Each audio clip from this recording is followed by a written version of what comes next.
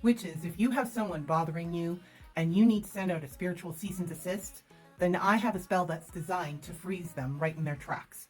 You need to stick around.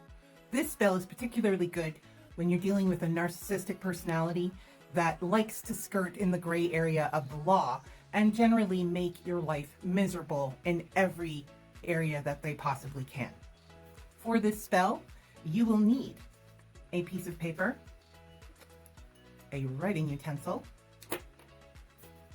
some water, a freezer baggie, and access to a freezer. Now let me tell you, I've told so many people to do this spell, and so many of them have said, no, I can't do this spell because what if someone goes into my freezer and sees the name in there? They're gonna know that I'm a witch. As if all of their friends and family are experts on witchcraft, first of all. But secondly, when's the last time someone's cleaned your freezer out for you? And if they do go rooting through your freezer and they find some random bit of paper, ask them, if you were that far into my freezer, why didn't you clean it out for me? That'll usually scare them away.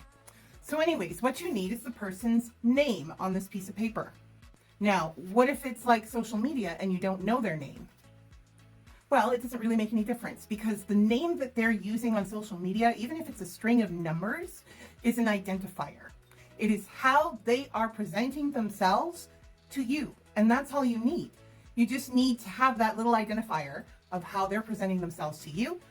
You can put that number down. You can use their username. You can use the string of numbers. It can even be user blah, blah, blah, blah, blah, whatever it is. It doesn't matter because that's who they're saying they are in whatever part of the world they're in. So whoever they've said to you, as long as you're picturing that being with your intent when you're writing down the name, that's all that matters. Now next you're going to write the name of the person down on the paper. Okay? The next part is very important. You're going to fold that paper up away from you. So I'm going to point the camera down so you can see this. See? The paper is being folded away from me. And I'm going to make a nice crease. And then I'm going to turn it and fold it away from me again.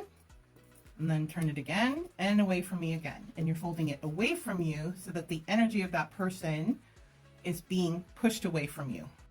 And while you're doing this, you're going to be thinking and having the intention of pushing that person's energy away from you.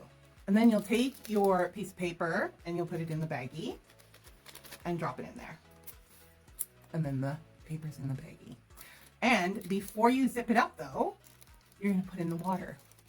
So what I do is I close the baggie up part way. I know. You can do this over the sink as well.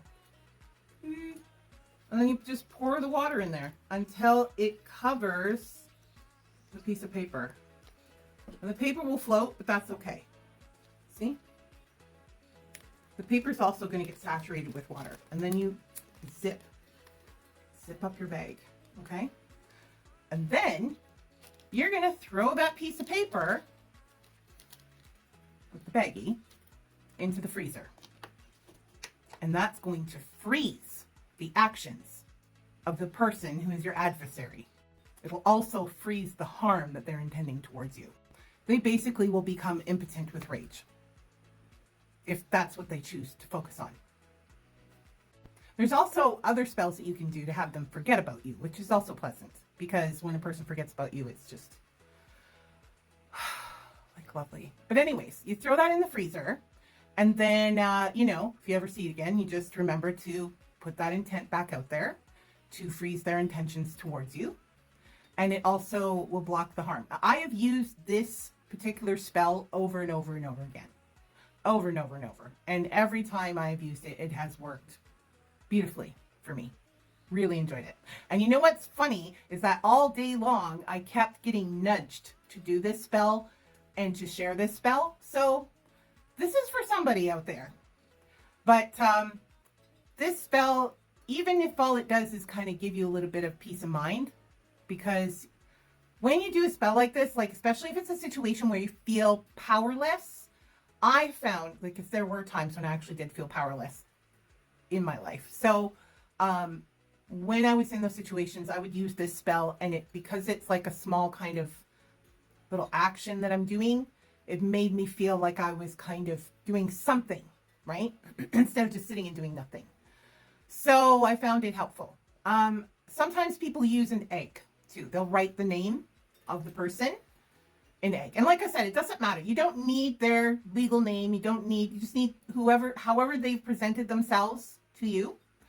And it just freezes. Because I don't like to, I do believe that whatever people put out there will come back to them, especially if they're doing so in an unhealed space. So that's a caution. But this is a good spell to do because all it does is it kind of creates like a wall between the person who is your adversary and yourself. So it just kind of gives you some extra protection, a little bit of peace of mind, and it doesn't really do any harm to the person. It's just to freeze their actions and their intent and whatever they're trying to do towards you. That's it.